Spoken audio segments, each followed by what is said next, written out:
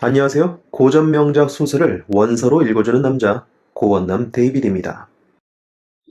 11월의 어느 날 밤, 빅터는 드디어 한 생명을 탄생시키게 됩니다. 그것이 눈을 뜨고 서 있는 모습을 본 순간 엄청난 공포에 휩싸인 빅터는 실험실을 도망치듯이 나와서 교회 앞 거리를 헤맵니다. 그러던 중 그토록 그리던 절친 헨리를 만납니다.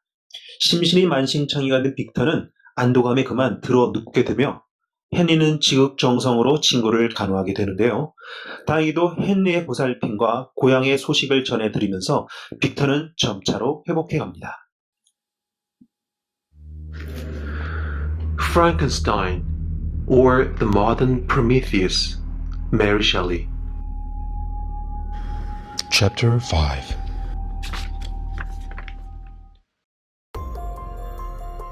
It was on a dreary night of November that I beheld the accomplishment of my toils.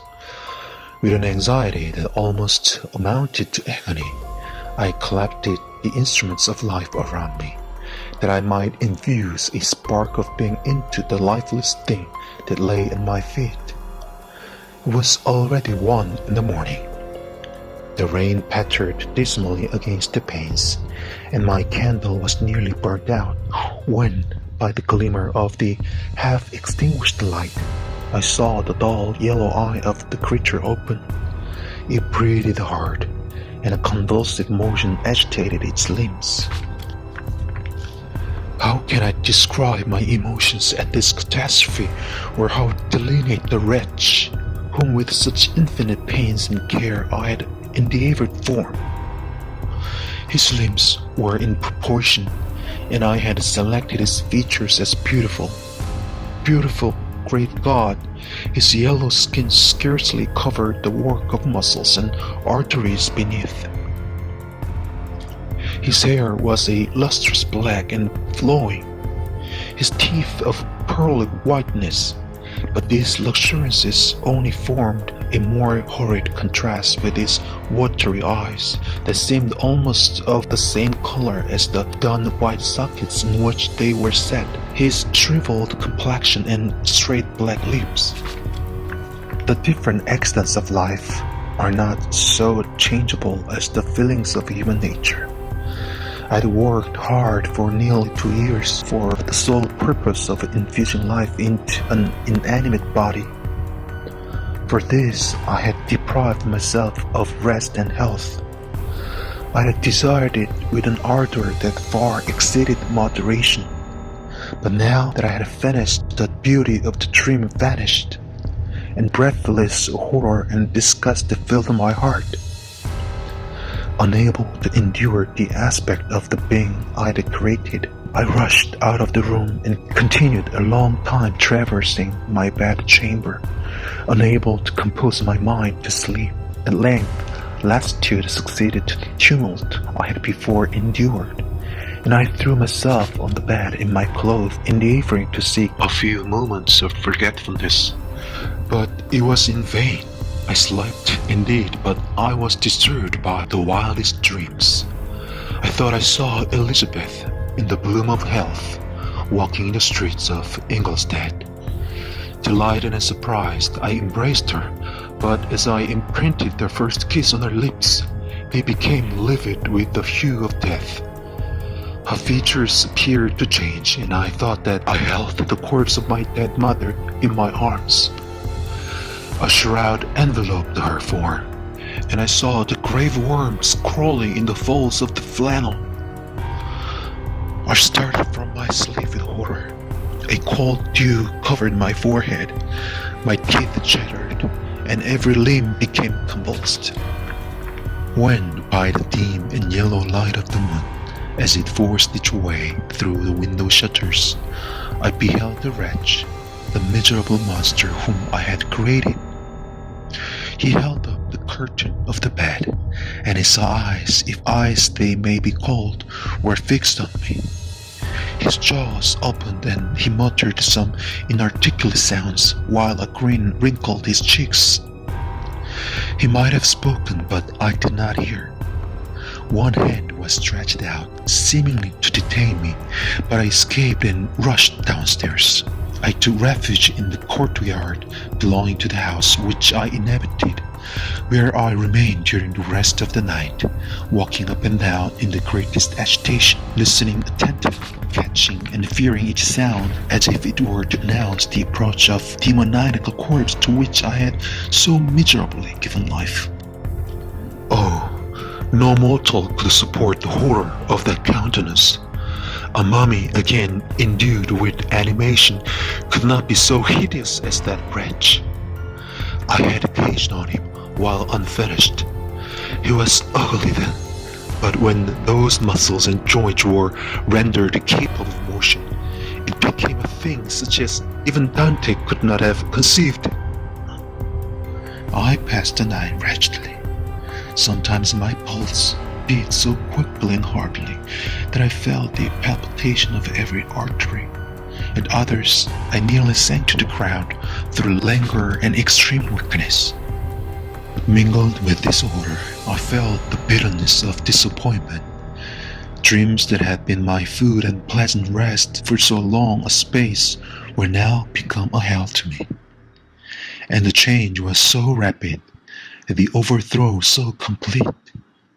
Morning, dismal and wet, at length dawned, and discovered to my sleepless and aching eyes the church of Ingolstadt, its white steeple and clock which indicated the 6th hour. The porter opened the gates of the court, which had that night been my asylum, and I issued into the streets, pacing them with quick steps, as if I sought to avoid the wretch whom I feared every turning of the street would present to my view. I did not dare to return to the apartment which I inhabited, but felt impelled to hurry on, although drenched by the rain which poured from a black and comfortless sky. I continued walking in this manner for some time, endeavoring by bodily exercise to ease the load that weighed upon my mind. I traversed the streets without any clear conception of where I was or what I was doing. My heart palpitated in the sickness of fear, and I hurried on with irregular steps, not daring to look about me. Like one who, on a lonely road, doth walk in fear and dread, and having once turned round walks on, and turns no more his head, because he knows a frightful fiend doth close behind him tread. Coleridge's Ancient Mariner. Continuing thus, I came at length opposite to the inn at which the various diligences and carriages usually stopped. Here I paused, I knew not why, but I remained some minutes with my eyes fixed on a coach that was coming towards me from the other end of the street. As it drew nearer, I observed that it was the Swiss diligence. It stopped just where I was standing, and on the door being opened, I perceived the Henry Clovel, who, on seeing me, instantly sprung out. "My dear Frankenstein," exclaimed he, "how glad I am to see you! How fortunate that you should be here at the very moment of my alighting!" Nothing could equal my delight on seeing Clovel. His presence brought back to my thoughts my father, Elizabeth, and all those scenes of home so dear to my recollection. I grasped his hand and in a moment forget my horror and misfortune. I felt suddenly, and for the first time during many months, calm and serene joy. I welcomed my friend, therefore, in the most cordial manner, and we walked towards my college. Clovel continued talking for some time about our mutual friends and his own good fortune in being permitted to come to Ingolstadt. "You may easily believe," said he, "how great was the difficulty to persuade my father that all necessary knowledge was not comprised in the noble art of bookkeeping, and indeed I believe I left him incredulous to the last, for his constant answer to my unwearied entreaties was the same as that of the Dutch schoolmaster in The Vicar of Wakefield. I have 10,000 florins a year without Greek. I eat heartily without Greek. But his affection for me at length overcame his dislike of learning, and he has permitted me to undertake a voyage of discovery to the land of knowledge." It gives me the greatest delight to see you. But tell me how you left my father, brothers, and Elizabeth. Very well, and very well. Only a little uneasy that they hear from you so seldom. By the by, I mean to lecture you a little upon their account myself. But my dear Frankenstein, continued he, stopping short and gazing full in my face, I did not before remark how very ill you appear, so thin and pale. You look as if you had been watching for several nights. You have guessed right. I have lately been so deeply engaged in one occupation that I have not allowed myself sufficient rest, as you see. But I sincerely hope, that all these employments are now at an end and that I am at length free. I trembled excessively. I could not endure to think of, and far less to allude to, the occurrences of the preceding night. I walked with a quick pace, and we soon arrived at my college. I then reflected, and the thought made me shiver, that the creature whom I had left in my apartment might still be there, alive and walking about. I dreaded to behold this monster, but I feared still more that Henry should see him. Entreating him, therefore, to remain a few minutes at the bottom of the stairs, I darted up towards my own room. My hand was already on the lock of the door before I recollected myself. I then paused, and a cold shivering came over me. I threw the door forcibly open, as children are accustomed to do when they expect a spectre to stand in waiting for them on the other side. But nothing appeared. I stepped fearfully in. The apartment was empty. My bedroom was also freed from its hideous guest. I could hardly believe that so great a good fortune could have befallen me, but when I became assured that my enemy had indeed fled, I clapped my hands for joy and ran down to Clovel. We ascended into my room, and the servant presently brought breakfast. But I was unable to contain myself. It was not joy only that possessed me. I felt my flesh tingle with excess of sensitiveness, and my pulse beat rapidly. I was unable to remain for a single instant in the same place. I jumped over the chairs, clapped my hands, and laughed aloud.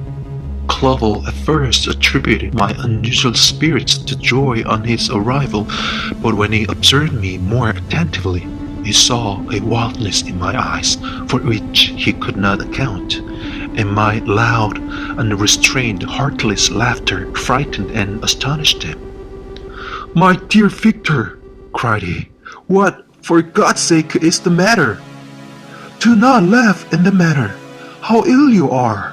What is the cause of all this?" "Do not ask me," cried I, putting my hands before my eyes, for I thought I saw the dreaded spectre glide into the room. "He can tell. Oh, save me, save me." I imagined that the monster seized me. I struggled furiously and fell down in a fit. Poor Clovel! What must have been his feelings? A meeting which he anticipated with such joy so strangely turned to bitterness. But I was not the witness of his grief, for I was lifeless and did not recover my senses for a long time. This was the commencement of a nervous fever which confined me for several months. During all the time, Henry was my only nurse. I afterwards learned that, knowing my father's advanced age and unfitness for so long a journey, and how wretched my sickness would make Elizabeth, he spared them this grief by concealing the extent of my disorder. He knew that I could not have a more kind and attentive nurse than himself, and firm in the hope he felt of my recovery, he did not doubt that instead of doing harm, he performed the kindest action that he could towards them. But I was in reality very ill, and surely nothing but the unbounded and unremitting attentions of my friend could have restored me to life. The form of the monster on whom I had bestowed existence was forever before my eyes, and I raved incessantly concerning him. Doubtless my words surprised Henry. He at first believed them to be the wanderings of my disturbed imagination, but the pertinacity with which I continually recurred to the same subject persuaded him that my disorder indeed owed its origin to some uncommon and terrible event. By very slow degrees, and with frequent relapses that alarmed and grieved my friend, I recovered. I remember the first time I became capable of observing outward objects with any kind of pleasure. I perceived that the fallen leaves had disappeared and that the young buds were shooting forth from the trees that shaded my window. It was a divine spring, and the season contributed greatly to my convalescence. I felt also sentiments of joy and affection revive in my bosom.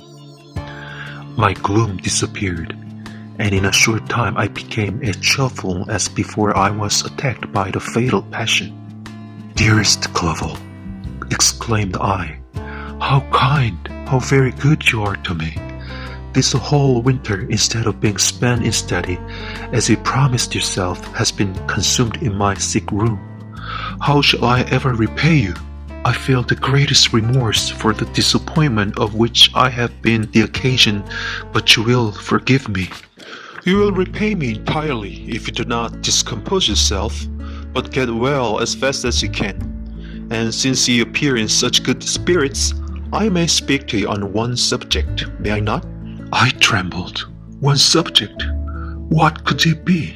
Could he allude to an object on whom I dare not even think? Compose yourself, said Clovel, who observed my change of color. I will not mention it if it agitates you, but your father and cousin would be very happy if they received a letter from you in your own handwriting. They hardly know how ill you have been and are uneasy at your long silence. Is that all, my dear Henry? How could you suppose that my first thought would not fly towards those dear friends whom I love and who are so deserving of my love?